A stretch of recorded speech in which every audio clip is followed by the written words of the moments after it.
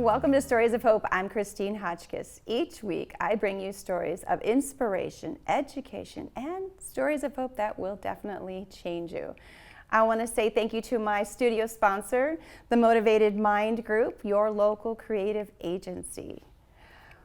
Where do you turn for help when you are dying and the doctors can't figure out why you are sick? Well, today my guest, Marilyn Hammer, is going to give us that answer.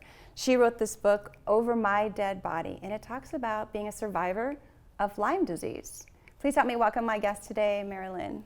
Welcome, Marilyn. Thank you. We met at a function not too long ago, and I'd heard about your story, and then recently I was at a film festival where I'd learned about Lyme disease, and the movie was actually a documentary, and the documentary was The Monster Within Me, and I thought, the monster within me was not what I thought it was going to be, and started seeing it. And then you came to my mind knowing about your book, so I'm glad that you took me up on my offer to come in here and talk about it more so that I can understand it, and anyone else that knows about Lyme disease or knows someone about this journey will be educated too. So we all know that Lyme disease is from a tick. Yes. So tell me where this all began, the woods, what happened? Where were you? I was in Hilton Head, and I was at a conference, and they had the reception outside, and we were getting eaten alive by bugs. I had no idea that I had a tick bite. I'm from Montana, and the ticks in Montana are sticking out of your skin. And there was nothing like that. I had no bullseye, I had no rash, which are typical. Well, about 40% of the people get those things when they get bit by a tick. So I had no idea, and it took 6.5 years to diagnose me. Wow. I went from being a world-class athlete, I was an extreme skier, and I went from that to I couldn't walk up a flight of stairs. That's crazy. And I went to doctor after doctor, and nobody had answers. And so it took 6.5 years to find a diagnosis. What are the symptoms that you would say that they didn't even know you were sick? I mean, obviously we go to the doctor, we have a cold, there's got to be something. They knew I was sick, they just didn't know what it was. And my primary care physician is from Hawaii, so he had no experience with Lyme disease. Okay. And they teach very little about it in medical school. So most doctors have no idea. It goes undiagnosed or wrong diagnosis most of the time. So I went from doctor to doctor to doctor, and then one day I had a 3-hour intake with a clinic, and there was a doctor that asked to sit in. He was there filling out his personnel paperwork, and he hadn't even started to work for the company yet, but he asked if he could sit in on my case. And about 20 minutes into the interview, he said, "I know exactly what you have, but keep going." And it was a huge questionnaire, and at the end of the doctor's asking questions, he said, "Can you feel your feet?" And I said, "No." Really? And he said, "Why didn't you put that on your questionnaire?" And I said, "Well, they've been numb for so long that I didn't think about it." Interesting. And he said, "Do you have a headache?" And I said, "Yes." And he said, "Is it like a migraine?" I said, "Yes." He said, "How long have you had it?" And I said, "Probably about 5 years." And he said, "Why didn't you put that on your questionnaire?" And I said, I've had it so long I don't think about it. And so there was a lot of things like that. I had floaters in my eyes, neurological issues, what they call foggy thinking, where 1 minute you can remember everything and the next minute it's like, what's the name of this? You know, and you can't recall the name. That it's a cup or whatever it is. And it's something very common, and they call it foggy thinking. Okay. My arms were going numb, my feet were numb, and I was getting weaker. And I was a world-class athlete going into it, so that was very hard on me because I was working out and getting weaker and weaker. And so he said, "You have Lyme disease." Interesting. And I didn't know much about it, so I had to go and research it. I'm big on research. Mm-hmm. And the hardest part about it was because my daughter was 5 years old, and she also had it. And when he started asking me questions, he said, when did you get hypothyroidism? And I said, in 2001. And he said, where were you the year before that? And then I remembered this bite on my leg that I had for months. And I even remember emailing a friend of mine that was at the same conference, and he said, I said, what's up with the bites in Hilton Head? And I still had a hole in my leg like 4 months later. And that's how we figured out how long I had had it. And then he said, your daughter needs to be tested. Now, how did your daughter get it? In utero. Really? Mm-hmm. Yeah, the Lyme is a spirochete, and which is the same pathogen as syphilis. So a lot of doctors say that it's not, you can't pass it in utero or sexually transmitted or anything like that, but syphilis is transmitted all those ways. And my daughter had Lyme disease. I was bit by the same month that I got pregnant. So she was born with it. So you didn't know when she was born that she had it until you mentioned she was 5. So obviously something came about that said, we need to get your daughter checked as well. Was there symptoms all along in those 5 years you didn't realize were related to the Lyme disease? Yeah, I had no idea. Wow. I mean, she wasn't as severe as I was. Mm-hmm. However, she was tired all the time. She was having difficulties learning. She had cognitive challenges. Okay. And, you know, at 5, she was in kindergarten, and a lot of it is like sight words and basic math that they have to just memorize. Mm-hmm. And she couldn't retain it. Interesting. And she was very tired, but I kept her active. So I had her in dance, I had her in gymnastics, but she would do an exercise and then she would have to lay down and take a nap. And so it was really hard on her, you know, even at that young age. So now, I got a chance to read the back of the book. I haven't had a chance to go through the entire book. So I have a few questions, if you don't mind, just because I want to make sure that we are giving the right information if anyone has questions on it, like myself. You've already talked about how it was in utero. We all know it's about a tick. There weren't really any symptoms to understand how this even was what they identified it to be at first. What treatments did you both undergo, excuse me? Well, my treatments were quite a bit different than Elizabeth's because of her age and the severity of the infection. I had a lot more symptoms than she had. And so when they first started, the same month I was diagnosed, the NIH came out with a report saying that latent chronic Lyme don't exist. Interesting. And the Connecticut Attorney General took them to court and proved that their report was invalid because it was written by 4 doctors who had never treated later chronic Lyme disease. And he won the case. And it's interesting you would say that, because in this movie that I had seen, or this documentary I had seen over the weekend, they were going to the CDC asking them, why aren't you taking note of this? This is a real thing. And the calls that were being recorded, they were just continuously denying anything, or didn't even want to give the time of day to these individuals to say, hey, we've got another thing out here that we need some help on. Yeah. So I find that quite interesting. And I don't understand why, and I'm not going to try and go there. But obviously there is something there, but it's still an underlining of what and why it's not being acknowledged. In the meantime, you've got many people that are going through this journey without understanding what their journey is or the treatments and if they're going to live, because you had a near-death experience as well. Yeah, that was from a blood infection from the IV port. So when they started treating me, I was getting about 12 IVs a week. I was getting 2 injections a week of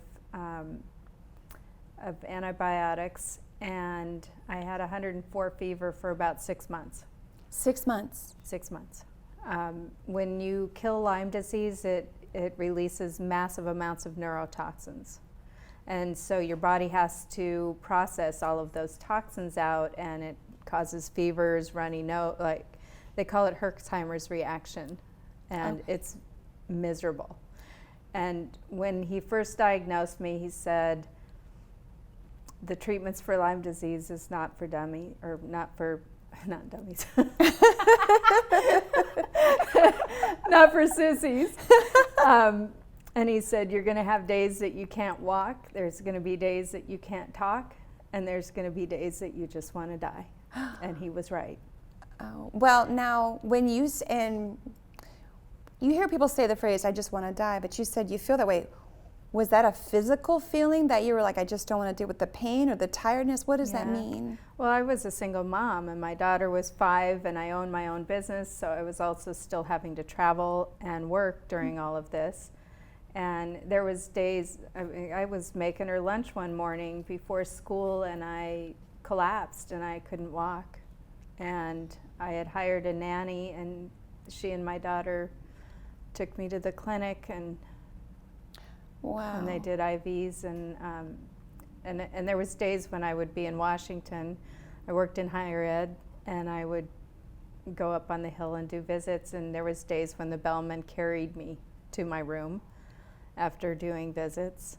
It was brutal. Just to try and find the strength to just literally get up every day and do a function and then take care of another individual as well. Yeah. Oh. So my treatments were more progressive. With my daughter, we did a lot of hyperbaric chamber oxygen treatments because pathogens don't live well in an oxygen-rich environment. Okay. So she and the nanny and I would go into the hyperbaric chamber and read books and do her homework, and you know, she just wanted to be a normal kid, and it was very hard on her. Oh, wow.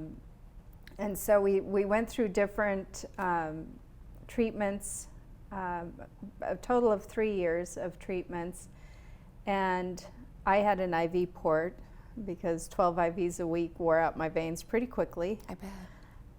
And that's how I got the blood infection. And we also had figured out that I was using an energetic medicine machine. Okay. And so there'd be a room of us with IV bags, and we all had Lyme disease, and we'd go in there. And so we were running everybody on these energetic programs, and there was a pattern that everybody had high amounts of mercury. The people who were very sick had high mercury amounts. For me, that made sense because I was raised in a mining town, so I had a lot of heavy metals. So we did things to get rid of the heavy metals, and everybody was getting a hit energetically for tuberculosis at one point, and.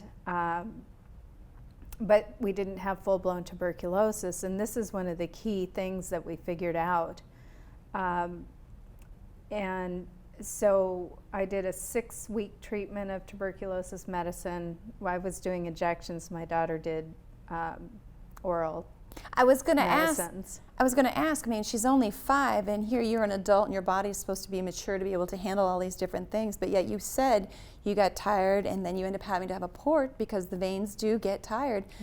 I wanted to know how she didn't do IVs. Okay. We did energetic medicine, a lot of homeopathic medicines, and the oxygen chambers. However, with the tuberculosis, we did do oral medication. Okay. And the pathogens died in such a large amount and so quickly that I actually smelled like a rotting animal. Oh it was horrific. And we don't have any scientific studies on it, but what we felt was that the tuberculosis was some type of food for the pathogens, and so when we killed the tuberculosis,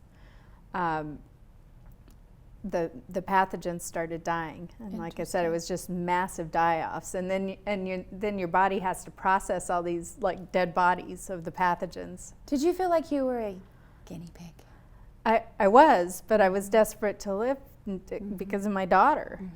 And so that much later, actually, right before I published the book, the CDC came out with a study saying that humans could contract tuberculosis from deer. in December of 2019. Okay. We figured that out in 2007. Goes back onto the documentary that I had watched, and we're not going to attack anything because that's not where we're at, but the recognition that some things people have to go through for them to say there's a problem and we need to figure this out. Mm-hmm. Interesting. Yeah, so we figured that part out. So we felt a lot better because it had killed a lot of the pathogens. Mm-hmm. And then I started getting pain in my arm, and I travel tremendous amounts with my work, and I thought it was tennis elbow or something at first. And then one day they were taking blood out of the port, and this white, it looked like styrofoam. It came in through, they were drawing the blood, and it came in through the needle and then in little white chunks, and then it grouped together. It looked like a piece of styrofoam. And there was 4 doctors in the clinic at the time, and they're all looking at it, and of course I'm a smart ass, so I'm like, if that's fat, can we take some out of my blood? The easy way. Nobody knew what it was. Nobody had seen anything, so they sent the whole syringe to the lab. Wow. And it came back fibrinogen. And biofilm was brand new at that time. They had started studying it, had been discovered, and that's what biofilm is made of, is fibrin and fibrinogen. So it was pulling the biofilm out of my veins, out through the IV port. And I wasn't sure what that meant. I read studies about it, but it was brand new, so I wasn't sure what that meant. And then I was getting sicker and sicker, and I ended up having a blood infection with a 3% survival rate. 3%? Yeah, so I nearly died. I crossed over numerous times, and it's a miracle that I'm alive. I would say so.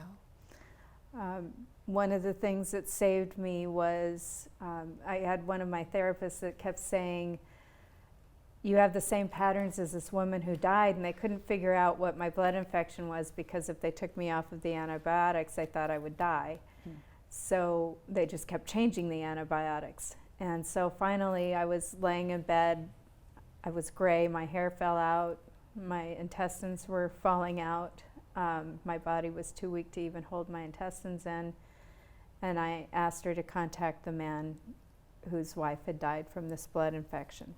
And he was out of town at the time, and this was a Tuesday.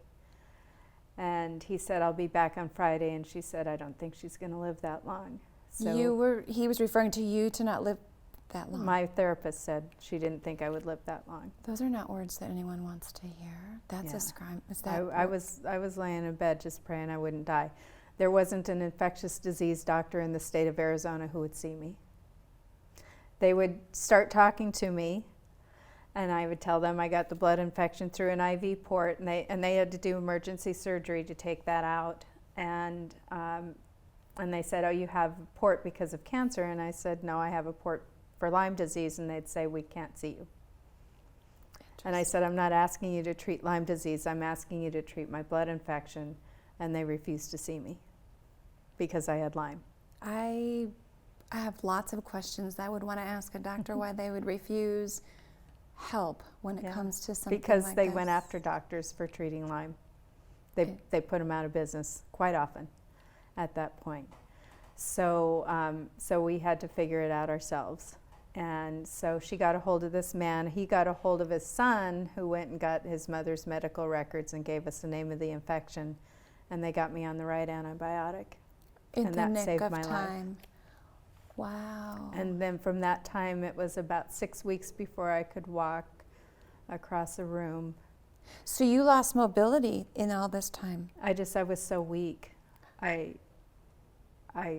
could hardly walk. It was excruciatingly painful, and I didn't take any pain medicine because the level of pain told me whether the antibiotic was working or not. Wow. And I wanted to be present, to be with my daughter. She would come home from school and get up in bed with me, and we'd do homework in bed. And I was very close to dying. Functioning knowing that you have this illness and functioning with the thought that you're going to die, that's strong. Yeah. I hear the phrase, oh, you're so strong, and here I'm just saying that's strong. I'm not going to say you're strong because it's something you have to do. It's a determination and a perseverance on what you want as the outcome. And so for that, I commend you because you had something that you were looking past the situation that you were in. And at the same time, it's not something you just tell everybody, hey, this is what's going on. You're like, no, this is what I need to do. And not knowing what it is you needed to do to get better, right? Yeah. So from there, we felt better because the infection level was lower, and she felt better also. And that was in September. And over Christmas, I'm into health foods and everything. I always have been. And so I was like, we need to get all these antibiotics out of us. We're going to do a cleanse. Okay. And so I bought, it's called Green's First Cleanse. And we both did that over the holidays, and we both got very sick again. And I came back to Arizona and went to the doctors, and he said, your blood infection is back, which was terrifying. And so he was on the phone with the pharmacist trying to figure out what to put me on. And I was reading the research material about the blood infection, and it said it had a biofilm. And I stopped and I said, Dr. Susser, it has a biofilm, and so does Lyme. And I knew there was a connection. And what we figured out was the enzymes from the plants and fruits in the Green's First Cleanse was dissolving the biofilm. And biofilm forms, the pathogens form it to hide in. When your antibiotics leave your body, it comes back out. And so all of these blood infections, sepsis, that's why people die, is because it's hiding in the biofilm and then comes back out. That's why it comes back, and they're called stealth infections. Okay. So we figured that part out, and we did a protocol of enzymes at the same time we were doing the antibiotics. And about a month and a half later, we were both Lyme-free, and I was blood infection-free. So you found it yourself through trial and error, not even knowing you were going through trial and error. Wow. Yeah. It's amazing. The mind is a beautiful thing, and we control our thoughts. But the body, oh my gosh, it's a miracle in itself with all the things that will give you warning signs. And you went through all these different things, and then you end up having to find stuff that you didn't even know what you were looking for, but you cured yourself and your daughter. Yeah, and I pray a lot, and I get a lot of answers through prayer, and that was one of them. And when I knew we really had it, I get really emotional about this. Okay. So my daughter was in the 2nd grade by that time, and she had just turned 8. And they wanted to take her out of private school because they didn't have programs to support disabilities. This was considered a disability? Because she couldn't retain things. Oh, the cognitive, okay. And I said, no, we just found this answer, just give us a little time. Right. And then by the end of the month, the teacher had emailed me and said, Elizabeth is now learning faster than some of the other kids. Wow. And then the next month in February, she came home from school one day and she said, Mommy, this was the best Monday of my life. And I said, why, honey? And she said, because I'm not tired. Oh. And she was 8 years old, and it was the first time that she wasn't tired. To be a kid with all that energy, and then she recognizing that, that's beautiful. Yeah, so. And how is she doing now? She's a senior at NAU. Okay. She had straight A's last semester. Oh, wow. She's on the Dean's List, National Honor Society, and she just got an award for leadership. Good for her. Good for you. What is her name? Elizabeth. Well, if Elizabeth sees this, good job, Elizabeth. She'll be embarrassed. She'll be like, Mom. I'm a mom. She's a mom. That's what we do. Yeah. But walking miracles, both you and your daughter. Before I ask this final question, what inspired you to write this book, Over My Dead Body? Obviously, you went through this journey, but there's more to it because a lot of people won't think that there's a book to be written. Yeah, well, the first part of the book is about the near-death experience and my journey through that. I crossed over several times, and I have a brother who died 2 weeks before his 4th birthday, and when I crossed over, he was there, and I said, "Oh, you're here to take me to the light," and he said, "No, I'm here to tell you it's not your time. It's time to go back." And I didn't want to leave my daughter. And so part of it is that experience, the first part, and then the second part goes into everything I discovered about Lyme disease and what worked for us to get well. And we've been Lyme-free since 2009. I love it. So I knowing that it could help millions of people who are suffering from this disease, and everybody's illness is a little bit different because there's numerous co-infections that you get from the deer tick also. So everybody is a little bit differently, but I wanted to share what worked for us in hopes that many other people would be able to heal. Now, I don't want anyone to get nervous because there's deer tick around wherever you are, because ticks are out in the woods. We love to go camping, go hiking. I'm a hiker. I'm an avid out nature kind of person.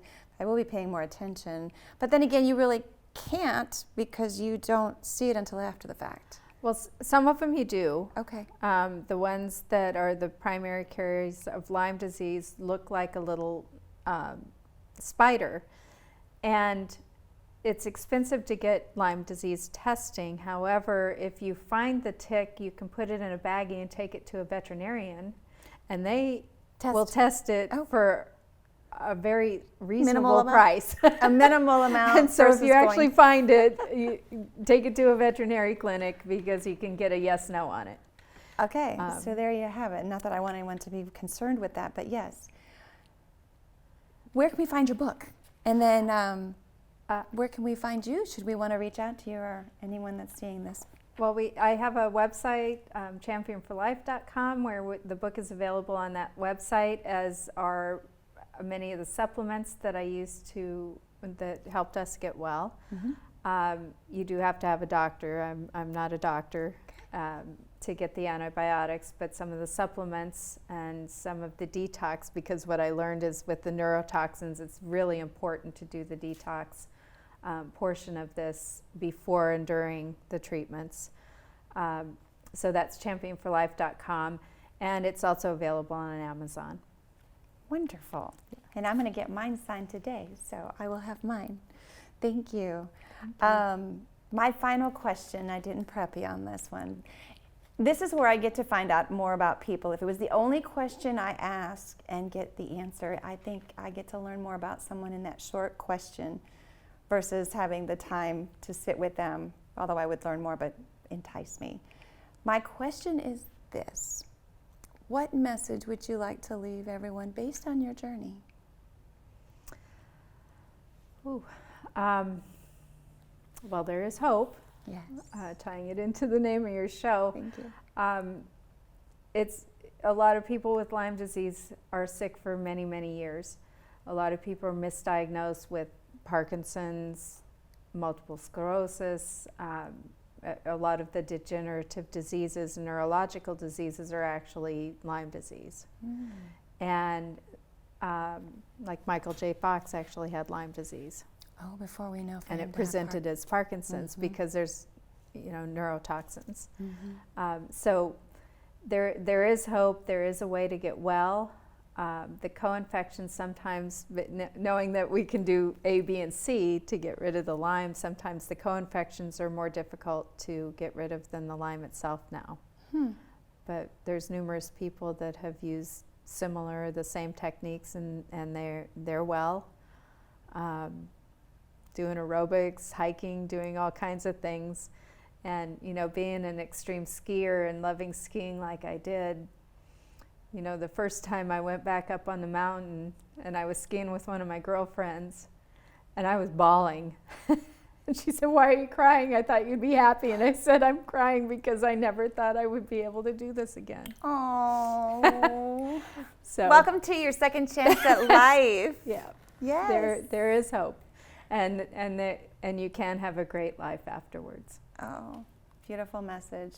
It all comes back to hope, and it also has to do with your determination too. Yeah. Thank you for educating me, and if anyone wants to get a hold of Mary Lynn, she's giving you information, but check out this book as well. Again, thank you for your time. Thank you. Yes. If you have a story you want to share, know someone who has a story, or you have a nonprofit organization in your community that you want spotlighted, please email me to the address of stories@christinehotchkiss.com. And again, I want to thank my studio sponsor, the Motivated Mind Group, your local creative agency. Until next time, everyone, I wish you well, and you take care.